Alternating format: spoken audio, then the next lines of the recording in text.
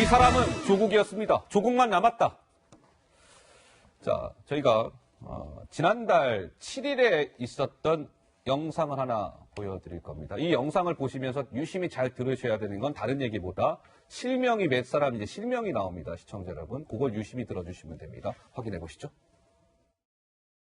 구체적인 수사 정황은 말씀드리기가 좀 어렵습니다.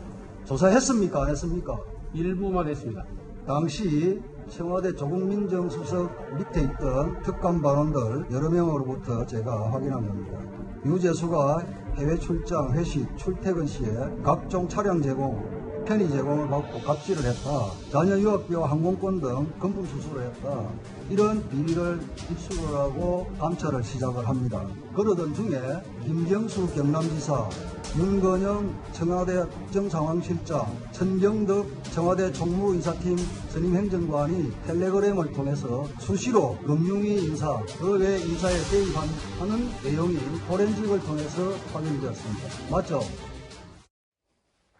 세 사람의 실명이 나왔죠. 시청자 여러분. 김경수 경남지사, 윤건영 청와대 국정상황실장, 천경득 청와대 총무인사팀 선임행정관. 자, 김민지 기자 무슨 얘기입니까? 그러니까 유재수 전 부시장의 감찰 무마 의혹 그 한가운데 이 청와대 참모들끼리 금융위 인사에 개입한 그런 것 아니냐 이런 의혹도 같이 있잖아요. 여기에서 뭐 단톡방을 같이 쓰면서 같이 얘기를 나눴다 이런 건데 검찰이요. 이 텔레그램 단체방에 있던 사람들을 소환을 조사했습니다. 천경득에 이어서 윤건영, 김경수 지사까지 소환 조사가 마무리됐고 이제 남은 사람은 조국 전 민정수석밖에 없다라는 의미에서 제목도 저렇게 붙여봤는데요. 그래요? 김경수 지사가요. 이와 관련해서 이제 소환 조사를 받고 난 이후에 관련 상황들에 대해서 기자들 질문을 받았습니다. 오늘 출근길 모습입니다. 유재수 감찰 무마 의혹 관련 검찰 조사를 받으셨는데 어떤 얘기를 주로 하셨습니까? 제 입장은 어제 모투표를 통해서 내보낸 입장대로고요. 그 입장으로 가름해도 되는 거 아니겠습니까? 텔레그램 관련해서도 계속 보고 나오는데 제 수사를 하고 있으니까 지켜보시죠. 그다음에 어제 내보낸 입장 속에 그 내용까지 다 포함해서 말씀드린 것 같습니다. 자, 김경수 경남지사의 오늘 모습이었습니다. 지금 검찰이요, 이 수사의 속도를 바짝 내는 것 같습니다. 텔레그램 단체방 속에 등장했던 이 사람들을 지금 다 소환 조사한 거예요. 유재수는 뭐 말할 것도 없고 이미 지금 구치소에 있고요. 윤건영, 김경수, 천경득 이 3인을 검찰이 다 비공개로 소환 조사를 했다. 그런데 이분들이 소환 조사를 받을 수밖에 없었던 이유가 바로 밑에 표기되어 있습니다. 검찰이 들여다보니까요. 저분들이 텔레그램 비밀 메신저에서 엑셀 파일 100시트에 달할 정도로 장기간 유재수와 금융권 인사를 논의한 정황을 검찰이 파악했다. 엑셀 파일 100시트. 시청자 여러분들 감이 오십니까? A4 용지 한 100장 분량이었다? 이렇게 보시면 될 것 같은데 그 양이 상당히 방대하죠? 자, 김 교수님 어떻습니까?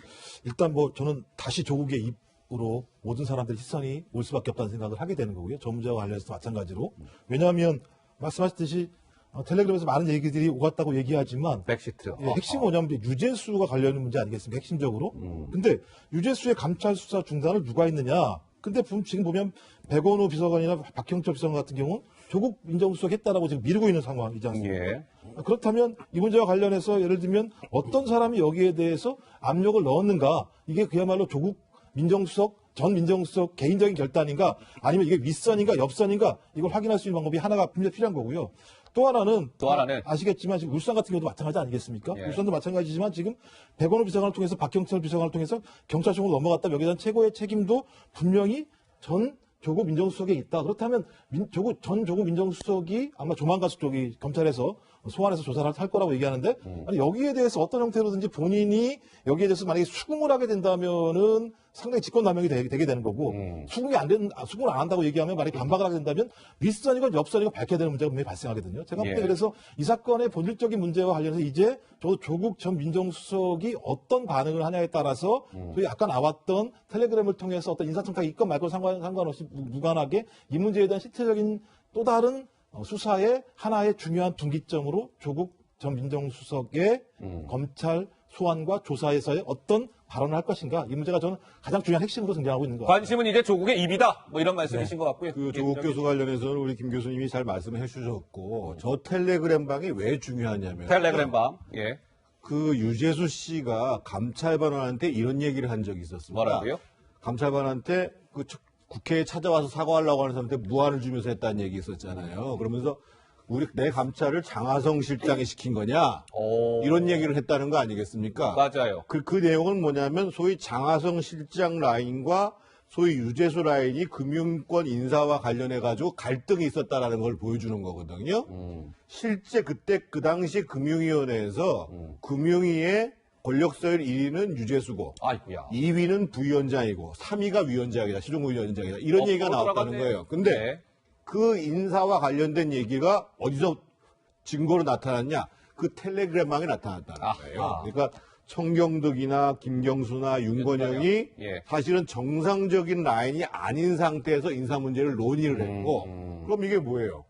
인사농단이잖아요. 인사농단. 그러니까 청경덕이 감찰반한테 와서 왜 인걸한테 와가지고 왜 PR을 구분하지 못하냐? 아하. 이 얘기가 거기서 나온 겁니다. 아, 그렇군요. 예, 이 평론가 말씀하시죠. 네, 또 한 가지 좀 눈여겨볼 점이 지금의 현 정부의 인사들이 검찰에 소환되는 과정을 좀 지켜보세요. 사실은 이렇게 순순히 조용히 소환에 응한 적이 없습니다. 그런데 우리 지금 이번 사건과 관련해서는 바로 언론에 어저께 했다, 그저께 했다, 그러네요. 조용히 참고인으로 그러고 보니 다 이 사람들 보세요. 전부 다 이 정권의 핵심 인사들이에요.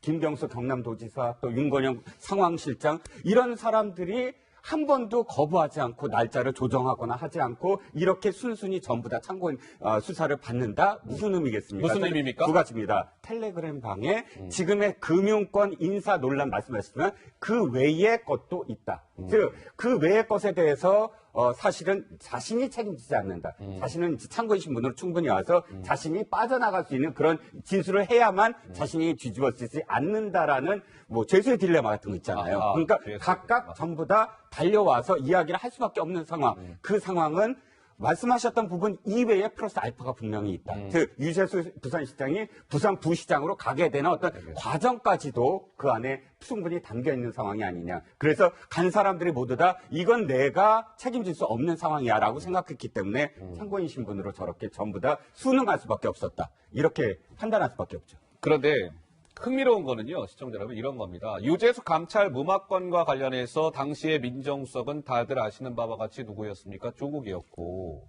그 밑에 뭐 비서관들도 있고 그렇잖아요. 근데 김민지 기자, 하나의 국가 공통된 흐름이 하나 잡힌다는데 무슨 얘기입니까? 네, 과거 청와대 민정수석실 멤버들이요, 검찰 소환 조사 과정에서 한 사람을 공통적으로 지목하고 있다는 아하, 겁니다. 이 얘기예요? 이인걸 전 특감반장도 그렇고 백원우 전 이야, 민정비서관, 박형철 반부패 비서관 또한 당시 이 지시를 한 사람은 조국 민정수석이었다라는 취지로 진술하고 있다는 겁니다. 그러니까 당시 민정수석이었던 조국 때문에 감찰이 무마됐다는 취지로 다 하나같이 책임을 떠넘기고 있다는 건데요. 조국 민정수석이 궁지에 몰리는 그런 모양새입니다. 하나같이 다 공통된 것은 조국의 지시로 인해서 유재수 감찰이 무마됐다라는 취지의 증언이 나오고 있다는 건데요. 아까 김 교수님이 이제 관심은 조국의 입이다. 이렇게 말씀하셨잖아요. 이 이유가 바로 이 그래픽에 담겨 있는 거예요. 모두 조국 탓, 궁지 몰린 조국의 선택은 과연 무엇일까요? 가족비리 조사 때는 어떻게 했습니까? 조국 전 장관이 진술 거부권, 묵비권을 행사했어요. 근데 유재수 감찰 무마 의혹 조사 때는 적극 방어에 나설 가능성이 제기됩니다. 왜 그럴까요? 가만히 있자니 안 되는 거예요. 다들 조국 탓으로 돌리고 있는데 가만히 있으면 그게 오히려 나중에 불리하게 작용할 수 있으니 묵비권 때는 직권남용 의혹 직격타, 적극 방어에 나설 가능성. A 변호사, 조 전 장관이 직권남용 혐의 혼자 뒤집었을 이유는 없지 않겠습니까? 조국 전 장관이 입을 열 가능성이 있습니다. 라는 관측이 나오고 있습니다. 자, 김민지 기자. 지난 주말 서초동, 여의도가 좀 시끄러웠다는데 왜 그렇습니까? 네, 서초동 여의도에서요. 그야말로 검찰 개혁을 요구하는 대규모 시위가 열렸습니다. 그래요? 그런데 구호가 조금 특이합니다. 왜냐하면 그동안도 많이 보셨겠지만 조국 가족을 잊지 말자라는 구호가 나왔습니다. 의리 있는 국민이 되자 뭐 이러면서요. 그리고 그제는 또 서초동 대검 앞에서도 비슷한 검찰 개혁 촉구 집회가 열렸는데요. 이름도 서초 달빛 집회라고 합니다. 달빛 집회. 여기서 외친 것은 정치 검찰, 뭐 법피야 물러가라 등등 이런 구호를 외쳤습니다. 지난 10월 기억하시죠? 논란이 한창 뜨거울 때 집회에서도 이 비슷한 목소리들이 나온 적이 있습니다. 한번 영상으로 확인해 보시죠. 조국 장관님, 정경심 교수님, 따님, 아드님, 여러분들께 편지가 왔대. 누가 편지 좀 읽어주시겠습니까? 조국 장관님께 드리는 편지. 우리가 조국이다. 다시는 사랑하는 사람을 거리에서, 광장에서, 버스에서 조국 당신을 부르며 당신이 되어갑니다. 울지 않겠습니다. 지지 않겠습니다. 물러서지 않고 끝까지 앞으로 나아가겠습니다. 우리 안에 조국이 있어 더 굳건해지리라 믿습니다. 사랑합니다, 조국님. 함께하겠습니다.